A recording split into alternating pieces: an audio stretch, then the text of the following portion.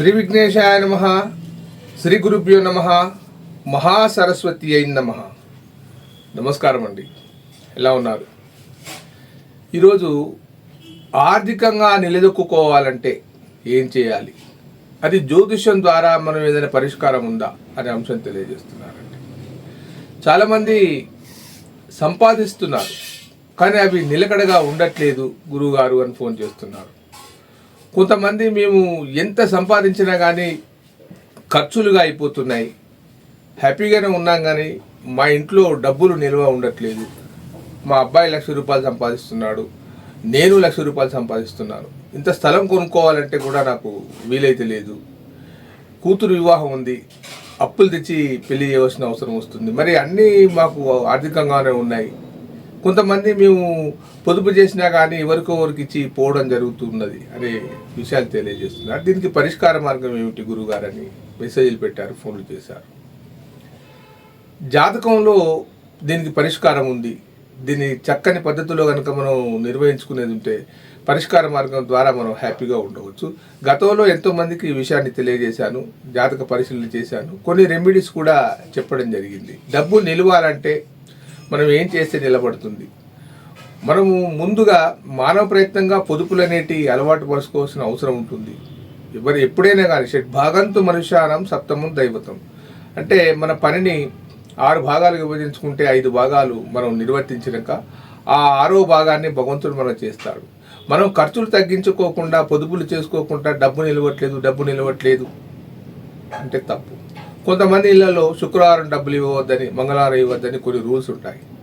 అవి చూడడానికి విచిత్రంగా ఉంటాయి, కానీ అది కట్టుబాటుగా ఉన్నప్పుడు మనకు జరిగే నష్టం ఏమీ లేదు, కానీ డబ్బు అనేది నిలుస్తుంది. అది అలవాటుగా మారిపోయి ఇంతకుముందు చిన్నపిల్లలుగా ఉన్నప్పుడే వారికి కిడ్నీ బ్యాంక్స్ అని, తర్వాత గురిగిలని అందులో డబ్బులు వేసే పొదుపులు నేర్పించేవాళ్ళు. ఇప్పుడు అలాంటిది ఎవరు చేయట్లేదు, ఆ అలవాట్లు పోతున్నాయి. సరే, అది భౌతికంగా అలాంటి విషయాలు పిల్లలకు నేర్పడం చాలా మంచి పద్ధతి. రెండోది ఏంటంటే, మనం ఎంత కష్టపడ్డా కానీ మనం సంపాదన నిలవట్లేదంటే దానికి కారణం ఏమిటి, అంటే జాతక లోపాలు ఏమైనా ఉన్నాయా, ఎందుకు జరుగుతుందో చెప్తాను. ఎవరి జాతకంలోనైనా కానీ 2వ స్థానం, 11వ స్థానం, 7వ స్థానం, 5వ స్థానం, వీటికి డబ్బులకు సంబంధించిన విషయాలు అవి. 2 ధనస్థానం అంటారు. నీ ధనం ఎలా ఉంటుంది, నీ జీవితంలో నువ్వు సంపాదించగలవా, సంపాదిస్తే ఏ సమయంలో సంపాదిస్తావు, ఎలా సంపాదిస్తావు అనే అంశాన్ని 2వ విషయం తెలియజేస్తుందండి. అంటే లగ్నం నుంచి 2వ విభాగం, అంటే జాతక చక్రంలో 2వ ఇల్లు, లగ్నం నుంచి 2వ ఇల్లు, అది ధనభాగాన్ని సూచిస్తుంది. దాంట్లో మంచి గ్రహాలు ఉండి ఒక శుభదృష్టి గల గ్రహం కనుక దాన్ని చూడడం జరిగితే మీకు ఆర్థికంగా పుష్టిగా ఉంటుంది. లేదు, 11వ స్థానం ఏకాదశ స్థానం అంటారు దాన్ని. ఏకాదశ స్థానం ఏమిటి అది అంటే అది కూడా లాభస్థానం అంటారు.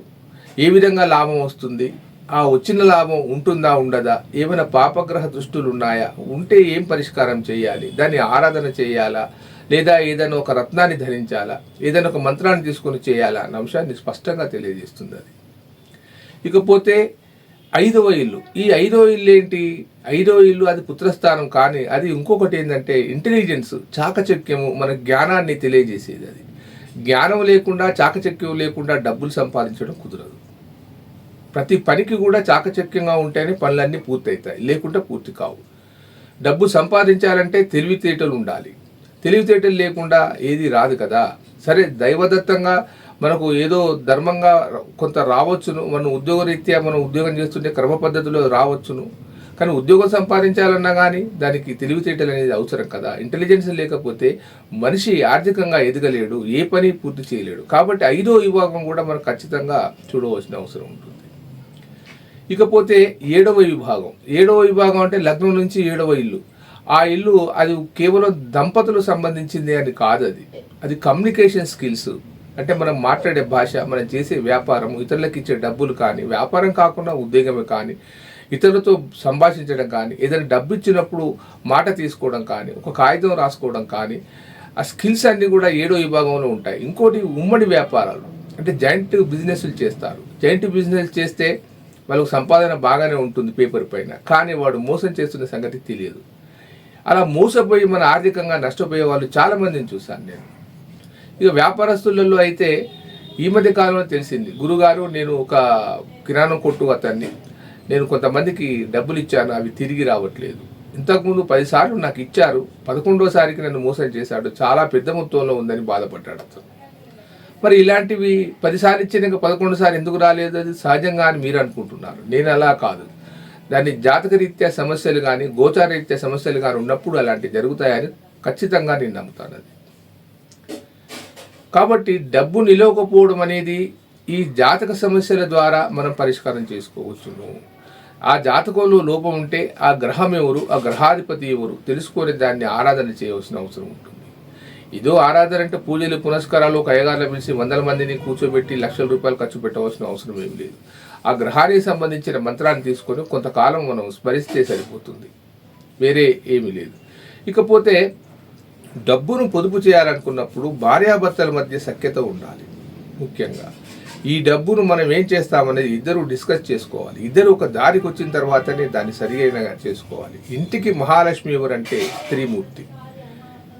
ఆమెకు కనుక ఆ గృహిణికి ఆ యొక్క ఎకనామికల్ రిసోర్స్ని కనుక లెక్క చెప్పేది ఉంటే లెక్క ప్రకారంగా చేసి దీన్ని ఒక పద్ధతి ప్రకారంగా చేయగల శక్తి స్త్రీలకు ఎక్కువగా ఉంటుంది. డబ్బు పొదుపు విషయంలో స్త్రీలకు ఎక్కువగా ఉంటుంది.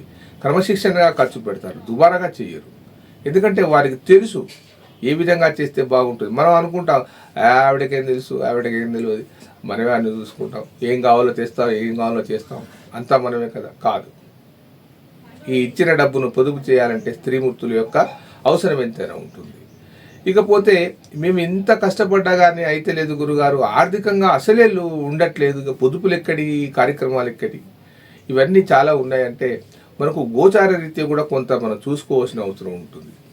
గోచారంలో ఇప్పుడున్న మకర రాశి వారికి, కుంభరాశి వారికి, మీనరాశి వారికి, వీరికి శని భగవానుడు సరిగా లేడు, తర్వాత కన్యారాశి వారికి కూడా సరిగా లేడు. ఇవన్నీ ఇబ్బందుల కారణంగా కొంత కలగవచ్చు. కానీ వీటన్నిటిని ఓవర్కమ్ చేయాలంటే మనకు గ్రంథాలలో వేదాలలో చెప్పిన విషయం ఒకటి ఉంది. అది లక్ష్మి యొక్క ఆరాధన. శ్రీ మహాలక్ష్మిని ఆరాధించాలి, మనస్ఫూర్తిగా ఆర్తితో వేడుకోవాలి. తల్లి నాకు ఈ ఆర్థిక పరిస్థితి లేవని చెప్పాలి. వీలైతే కనకదార స్తవాన్ని చదవండి, లేదా ఒక మంత్రాన్ని తీసుకొని ఆ లక్ష్మీదేవి పటాన్ని ముందు పెట్టేసుకొని ఒక మంత్రం చెప్తాను, ఆ మంత్రాన్ని మీరు తూచా తప్పకుండా మీరు పలకండి. అది దాన్ని మీ జీవితాలను వెలుగులు నింపుతుంది, ఆర్థిక విషయాలను లోటు లేకుండా చేస్తుంది. ఓం శ్రీం హ్రీం శ్రీం కమలే కమలాలయే ప్రసీద ప్రసీద శ్రీం హ్రీం శ్రీం శ్రీ మహాలక్ష్మి నమః. ఈ మంత్రాన్ని కనుక మీరు ప్రతి నిత్యం అమ్మవారి పటం ముందు మీరు నిలబడి మనసుతో ప్రార్థించి తల్లి నా ఆర్థిక విషయాలు లోటు లేకుండా చేయమని చెప్పేసి ఏదో ప్రసాదమో నైవేద్యమో ఏదో పెట్టేసి దీన్ని నిరంతరం చదువుతూ ఉంటే ఇంకా అధికంగా లాభాలు వస్తాయి. దాంతోపాటు జాతక సమస్యలు ఉన్నప్పుడు మనం ఎదగాలంటే ఖచ్చితంగా జాతకంలో పరిష్కారాన్ని చేయించుకోవాలి. 100కు 100 పాళ్ళు అవి మన జీవితాలను అధపాదాలను తొక్కేస్తాయి. మంచిగున్నవారు బాగానే ఉంటారు, మంచిగా లేని వాళ్ళు ఇలా ఉంటారు. కాబట్టి మీకేదైనా జాతక సమస్యలు ఉండేది ఉంటే ఈ కింది నెంబర్ ఫోన్ చేయండి, మీకు సరైన సహాయాన్ని అందించి సహకరిస్తాను. ఉంటానండి, మీ ప్రకాష్ గురు, ఆస్ట్రో న్యూమరాలజీ. నమస్కారం.